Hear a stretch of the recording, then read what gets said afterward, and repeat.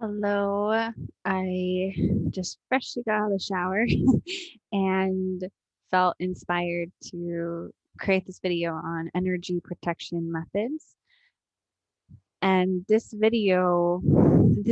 comes up oftentimes when I'm either even working with clients for private sessions, especially for people who are more empathetic, sensitive to the energy around them, and just ways for them to handle the the intensity of the energy of the world, other people, relationships. This video is also to support those who have come from any background in healing. Oftentimes, when we're supporting others through their healing processes, healers tend to be quite empathetic and clairsentient and are able to really uh, which feel what their clients are going through, feel what humans are going through, feel what the trees, Mother Earth, all of life is going through. It's just, and this isn't an ailment. This is a beautiful aspect of being human, is to feel. But when we start taking things on as our own, we then become anxious or clogged up with energy or heavy. We start misunderstanding what's ours in what someone else's. So when we feel something, it's so important to recognize, is this something that I need to process? Is this coming up from within me, my own thought patterns, my own emotions, my own experiences? Or is this something that is just passing through me, is allowing me to understand, to relate, to connect, to have compassion for the experience of all of life? And so deciphering these two different energies, what's mine and what's theirs, helps us to be in a state of more energetic protection. And so this video is so helpful for those who are in doing any type of healing modalities, whether it's massage, therapies, Reiki, yoga, really anything where you're working with other human beings and helping to serve their spiritual path, their physical healing, their spiritual healing, emotional, mental, whatever it might be. We're energetic beings, and yes, we have these physical bodies, but we're not separate from each other, and we're constantly picking up on each other's frequencies, energies, and vibrations. And it's so important that as we navigate this, in order to not feel drained or overwhelmed or start digesting other people's stuff, we have to, and I guess I don't really like the word energetic protection, so to speak, because it's not really about protecting ourselves all the time. It's just about a deeper understanding, a deeper consciousness of being in a state of this consciousness of what is mine and what someone else's, and how can I release and not take on, absorb those energies that aren't mine. And so this conversation is going to just talk about some different methods that I have used over the past 4 or 5 years or so of doing energy healing work, and what has helped me to stay grounded in myself and not feel drained when I work with clients or work with people. And so I'm going to phrase this conversation more so as a support for those who are already working with individuals to support their healing.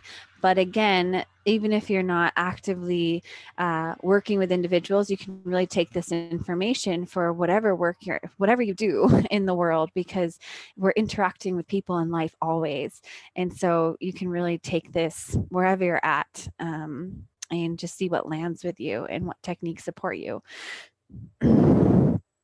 So one way of energetic, quote unquote, protection when working with others is to one, get grounded with who you are, what's your energy, what's your state in this moment and in this time. And so being really real with how you're feeling and why you have why you're in a certain mood. And it's not to say you're not allowed to be in a not a good mood, or you're not allowed to feel angry or upset, or any of those things. Having emotions are so important, and it's not about getting rid of them, but it is about identifying them and knowing what's in your body, because you have to start with yourself. If you're going to try to decipher what's yours and what's theirs, well, first you need to know what is mine. And so checking in with yourself, letting it be a moment by moment practice, a hour by hour daily practice of where am I at? How am I feeling in my body? What's my energy levels today? And just witnessing yourself in the state of this observer of just what's passing through me. What are the thoughts I'm having? How's my heart doing? How's my womb doing? How are my feet doing? How is my mind? Where am I at? And how am I relating to the world right now? So first, always starting with ourselves. How am I in this space right now? And that's your foundation. That's then you knowing where you're at, where you're coming from. Because then when you come across any type of energies, any type of people, any type of situations, you already know what you're holding in your body, what you're feeling in your body, what your experience is. And then when you come into a different energy, you can know, okay, wow, I'm experiencing something new. And you can say, is that mine, or is that theirs? So what I mean by this question of is that theirs, or is this mine? This is a really powerful technique that you can use for when you're actually in a healing session as well.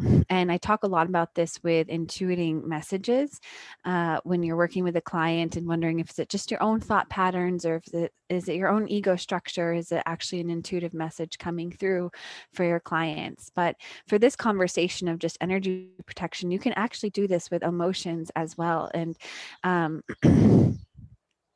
so say someone comes into the room or comes home and is in a really not so good of a mood, like just had a really bad day, angry, whatever it might be. And they come into this space, and then you feel it, obviously, and you start absorbing it and taking on as your own. You start questioning, what did I do wrong? I don't want to say the wrong thing.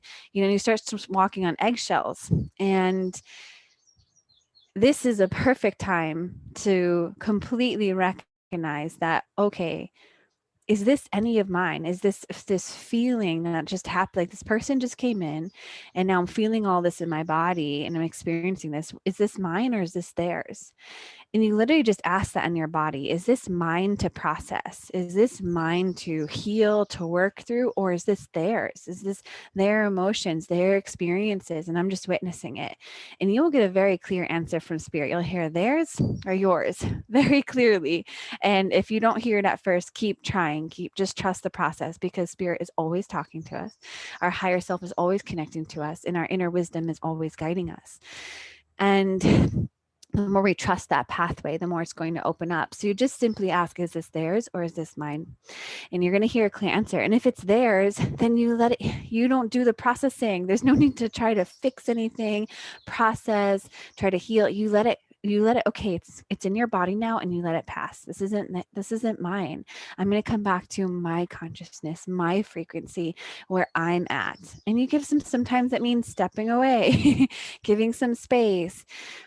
But when we do healing work, this same thing, if you're working with somebody, say after you did a long day of sessions, whether you're a therapist, Reiki practitioner, massage therapist, whatever it is,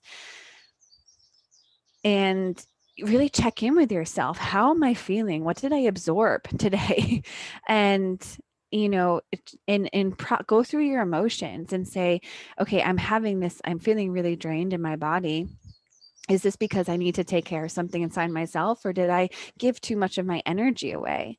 Or am I trying to solve someone else's problems? Am I taking on too much of somebody else's life and their karmic, journey?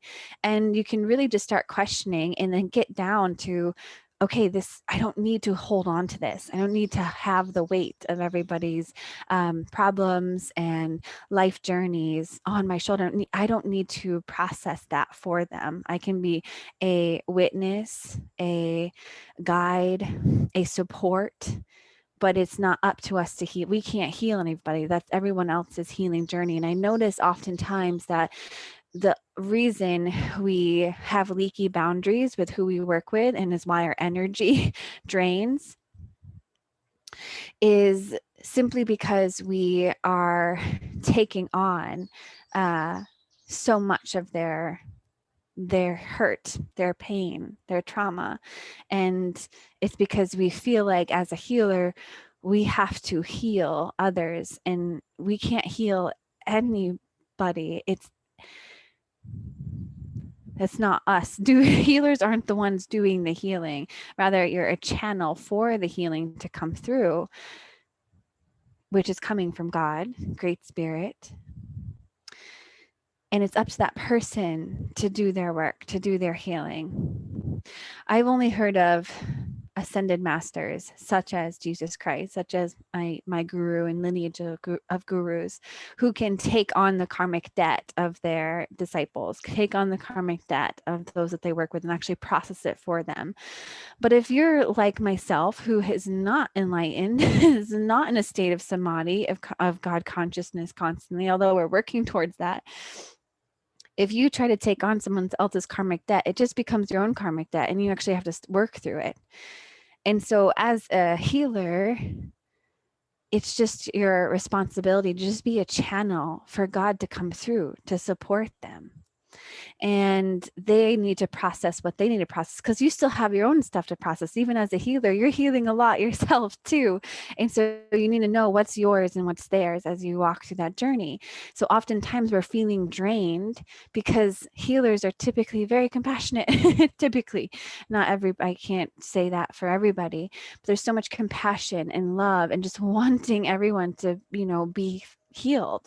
And in that, we're moving too much into the emotional, and when we move too much into the emotional, we are become imbalanced of the natural harmony of our masculine and feminine energies, which is essential for being grounded in understanding the difference between someone else's energy and our own energy.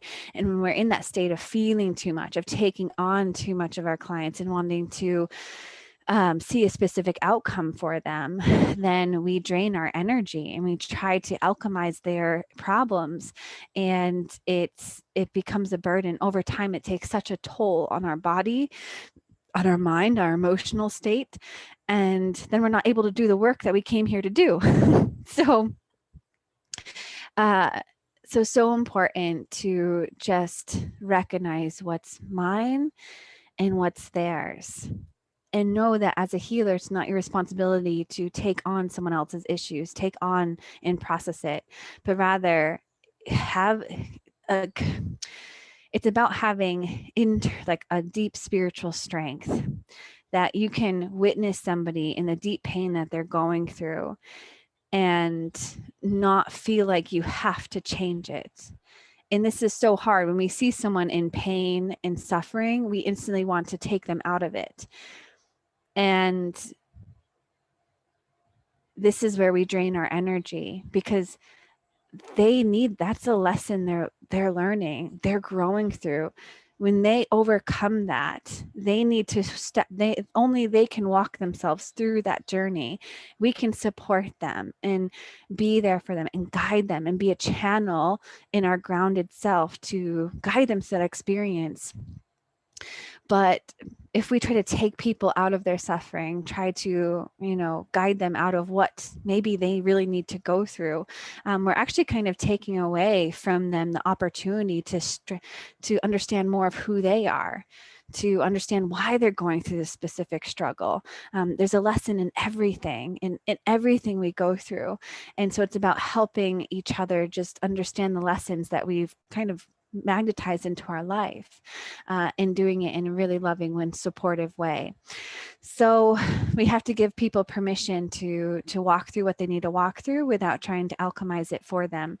And this will save so much of your energy, because then you're working on your own healing, you're processing your own healing, while also using your own techniques that you've learned to heal yourself, to maybe offer that person those healing techniques, support them in specific modalities of healing, offer them some type of wisdom that, came through your lessons or is coming channeled through God. Whatever it is, you can use all the beautiful techniques you have learned and lessons you've learned to help support that person, but mainly it's up to them to walk through it. We have to let go of a certain expectation we have of their healing journey, and instead empower our clients to take the steps they need to keep walking forward, because that's the only way they're going to truly learn the lesson they need, not by giving their problems away to someone else to solve, but rather for them to walk through it. And that's so empowering for them to overcome what they needed to overcome, and to be a witness of that journey, and to feel like, oh my gosh, I did this. Because as a healer, we don't want people to feel like they need us as a crutch, but rather we want to feel that we want to support them in being empowered as their own healer, because they have the same God consciousness within them as we do. And so really, as a healer, we're just all supporting each other to awaken into that God consciousness within all of us. So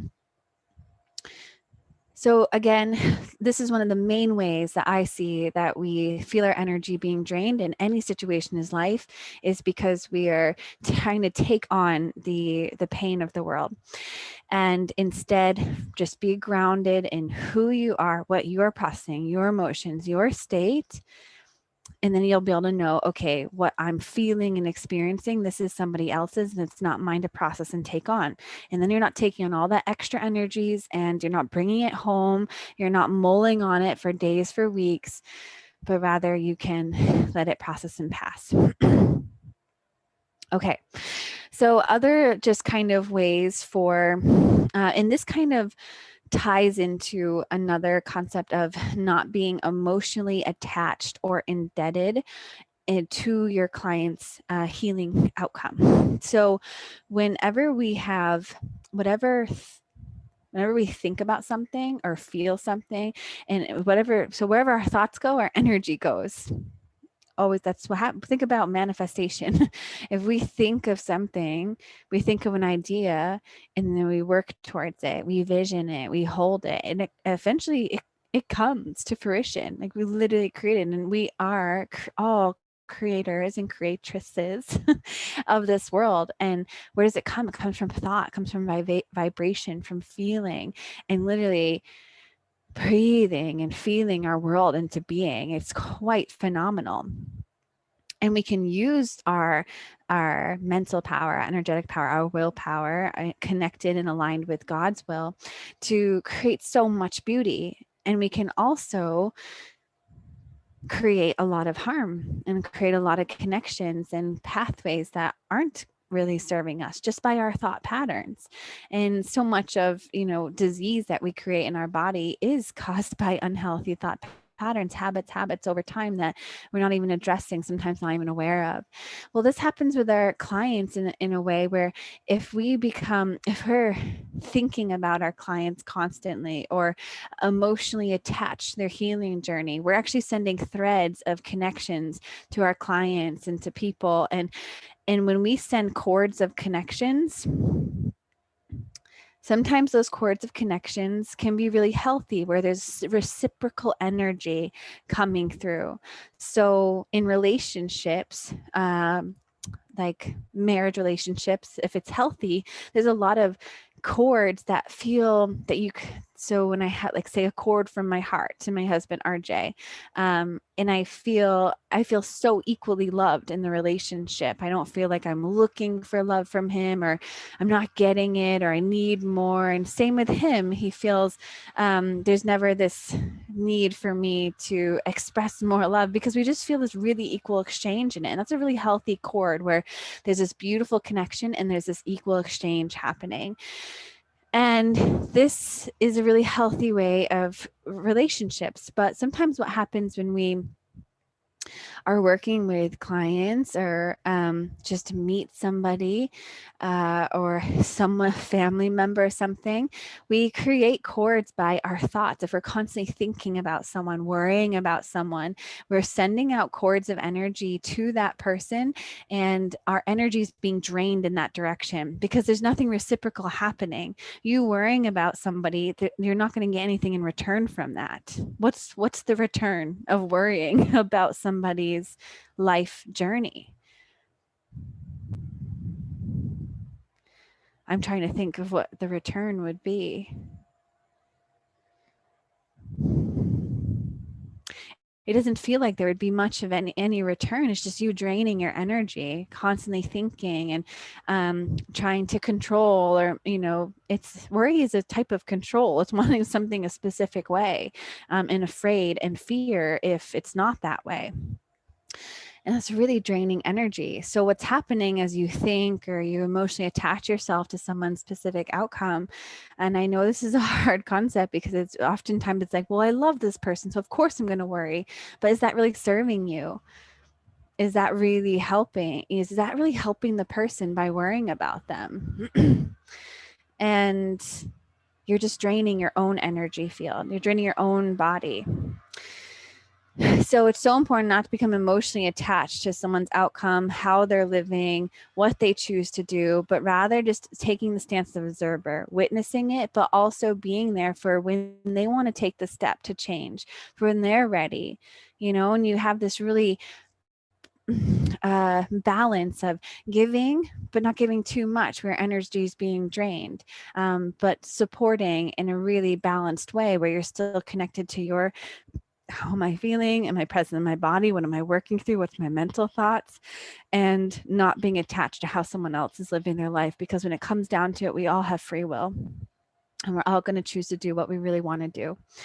So not becoming emotionally attached is so important for energy healing. And then let's talk about more just kind of logistical things for energy protection. So if you're working, one thing I learned when I was traveling to Peru a lot is working, I hope that didn't make a loud noise, was traveling to Peru was working with an energy belt. So it's this, I don't have an image of one right now, but it's this basically, and you can use any type of sacred cloth, but I have this woven, belt. It's pretty long. It wraps around my waist, right around my belly button. And you could use a scarf, any type of sacred cloth. I think you can find these type of energy belts on Etsy. And you put it right around your belly button. Your belly button is where you really absorb a lot of energies around you. So I'm kind of now talking about, well, how do I just there's sometimes a lot of energies. And as I'm working on being in a state of foundation, of grounding, of emanation, of knowing who I am, what can I do? Because there's still energies around me, and how, I'm still working with clients, and what can I actually just do while I'm building up my emanation, while I'm building up my foundation of myself and who I am. So energy belts are really helpful, and you put it around your belly button, and it really helps you from absorbing the energies around you. And I would use this oftentimes. Right now I'm pregnant, so I don't really use it on my belly right now. It doesn't feel comfortable to tie it around my belly, but especially when I'm working in person and say doing a large group things, just ceremonies, yoga teacher trainings, if I'm going to airports, sometimes family events, I will wear an energy belt so I'm not picking up the energies around me. And I noticed that it's most hardest to stay in my power if I'm already stressed myself, anxious myself, in state of fear, working through my own stuff, transitioning. So I do notice that when I am more in my own power, when I'm more grounded, trusting myself, feeling connected in the flow of life, it's a lot easier to be to know who I am in any situation. And so that's always a lot easier to protect myself or to not pick up energies around me. But when I am feeling depleted already, just from what's going on in my own life, I notice it's a lot harder to have that protection. um so, or to not pick up energy. So that's when I use a lot other techniques like energy belts, um crystals. There's so many different types of crystals that you can use for protection while you're in a session. When I was working in person with Reiki clients, I always had a big smoky quartz, which was just to help deflect any lower vibrational energies from the client in the space, whatever it is, and just release them.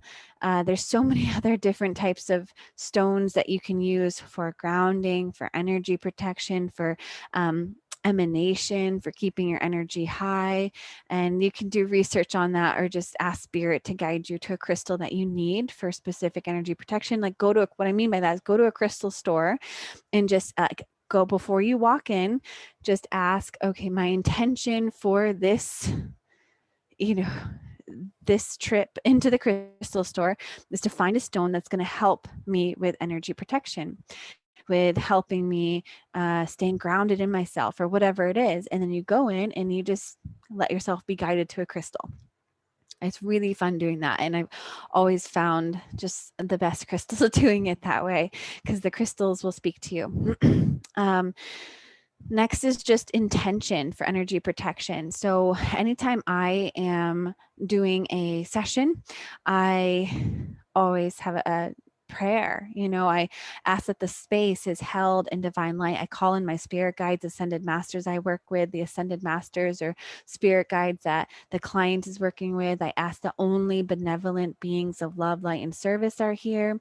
And I also say a prayer that may this session serve, or, ceremony, whatever it is, may it serve my highest good, my client's highest good, and the highest good of all beings everywhere. So that no matter what I'm doing and engaging in, it's truly in service to the highest good of all. And that whatever comes of it, we're all going to evolve, we're all going to grow, and we're all expanding into higher consciousness of who we are and deeper healing for ourselves and the planet.